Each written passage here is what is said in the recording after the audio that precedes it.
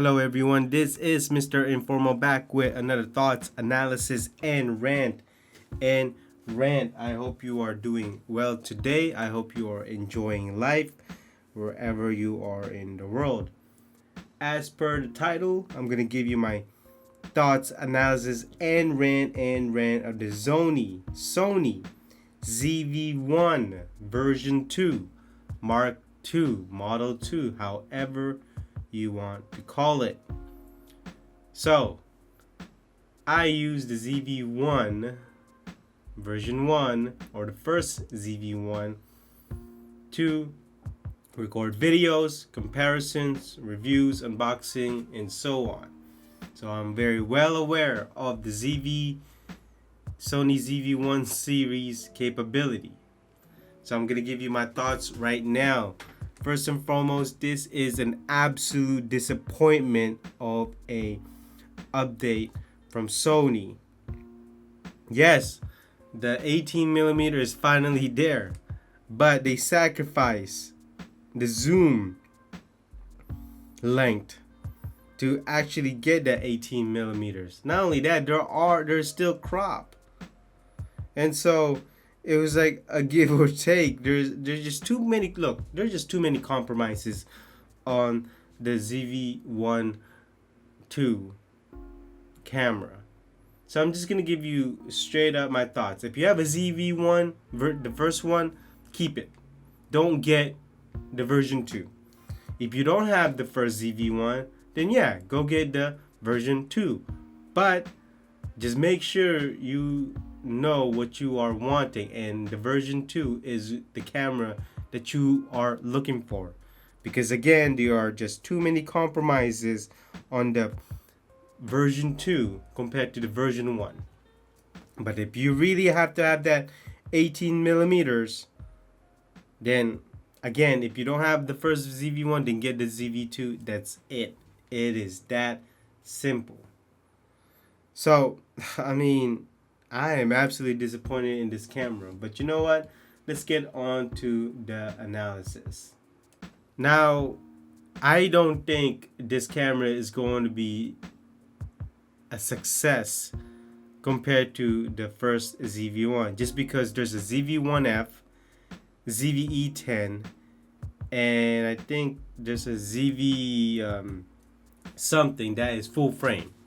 So consumers have more choices now, and so I don't think the version 2 is going to be as successful or as purchased by the consumers compared to the previous or the first ZV-1.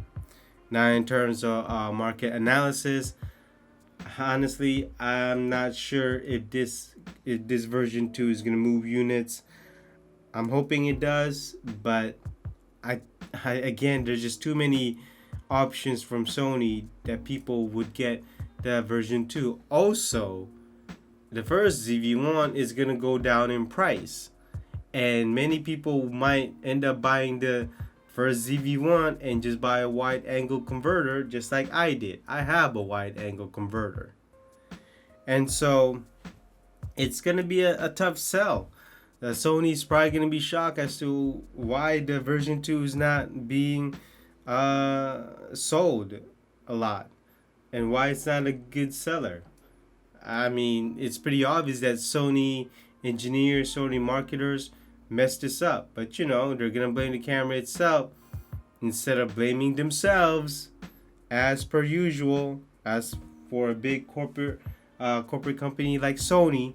And you know what, I'll tell you why it's not gonna move up, because let's get into the specs. Okay, so $900.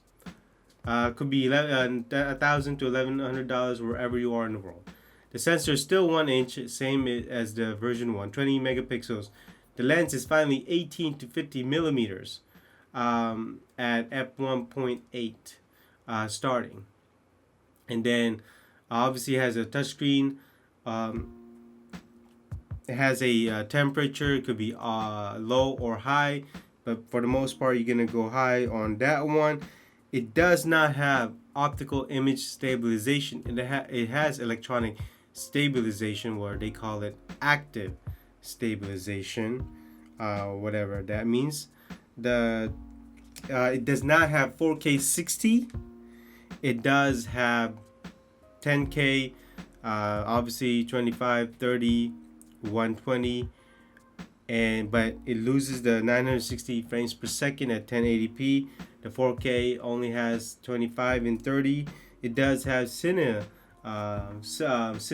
filter, which is pretty cool if you're into the Cinelog or Cinevlog. 1850 millimeters, and I mean the tripod mount has been moved to the side, so you can have it on a tripod and still have access to your battery, and also the memory card. I'm sorry about that. It does have an auto mic sensor, which is pretty cool. So when you're in front of the camera, it will pick up your voice in front, and then if you're gone out of the mic and move to the back, it will automatically adjust it, and so it will have its mic sensor on the back, which is pretty cool. But I mean, I'm gonna get into the what's not pretty cool in the rant, because I do have a lot to say on the version 2. But again, to conclude the analysis here, I'm not sure if it's gonna move market, because there's a lot of offerings from Sony, the ZV-1M, the ZV-E10, the ZV-E1, I think so, something like that. And so I'm not sure if people are gonna buy the version 2, and also people can also buy the version 1. There's nothing wrong with the version 1. I still use the version 1. On to my rant number 1. Give credit where credit's due. The 18 millimeters is there, but when you have the active stabilization, it crops it to like a 20 or 22 millimeters. So what's really the point? The only time you actually get full 18 millimeters is when you turn off the stabilization, or maybe you have it on a tripod. But what's the point? This is for vloggers. Unbelievable. No image, no optical stabilization. Yes, my ZV-1, the first one, has optical stabilization. This does not. Unbelievable. They have not worked out the heat issue. I mean, I've seen people have 45 to 50 minute recording time. But seriously, I mean, the heat issue still has not been approved. The price, $900. This should not be at $900. This should be only, I say, $600 to $700. I mean, I don't think it's a major upgrade. No 4K 60 frames or 50 frames. I mean, look, there are people out there who loves smooth videos, and I think not having that option is absolutely ridiculous. The 18 to 50 millimeters, meaning you don't get the long end. The first one had 24 to 70, and this one's like f1.8 to f4, but you easily get f4. To get f4.8, you have to stop down to all the way to 18 millimeters. I mean, it's ridiculous. And the one that bothers me a lot is there is no mode selection. For you to actually, when you turn on the ZV, the first one, you go to mode and it will show you what mode you want to get to. But on this new one, you have to click mode and then click mode again to actually get to where you want it to be. That's so slow. I mean, that could easily be done on a firmware, on a software level. But Sony's doing that. I mean, what's really the point here?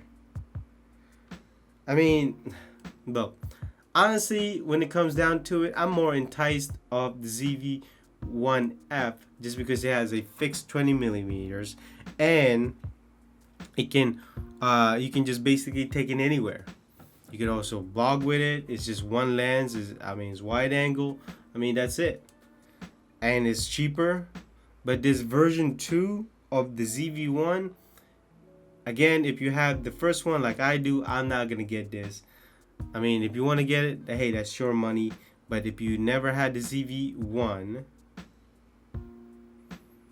the first one, then I can see you buying the version 2. If you're into slow motion, then you lose the 960 frames per second, which the first one had and it still has. So, there's just too many things that I do not like about this camera coming from a version 1. So, to conclude this thoughts, analysis, and rant, if you want to get this version 2, wait for it to go on sale, maybe $400, $300. But if you already have the first one, like I do, then don't even get it. I'm not sure if this is a step back, more like a side step. If that's how you want to call it. I think it's absolutely ridiculous that Sony is doing this. Also, a lot of consumers are gonna pick the ZV-1F, ZV-E10, the ZV-E1, however you want to call it. There's just too many drawbacks for me for this version 2 not to get it. I was absolutely excited when the rumors were coming in to get a Mark II because I wanted a wider lens. But I did not think it would have too much compromises. It is absolutely ridiculous. And so this concludes this thoughts, analysis, and rant of the Sony ZV-1 version 2 Mark II Model 2, however you want to call it. And I will see you in the next thoughts, analysis, and rant. Bye-bye.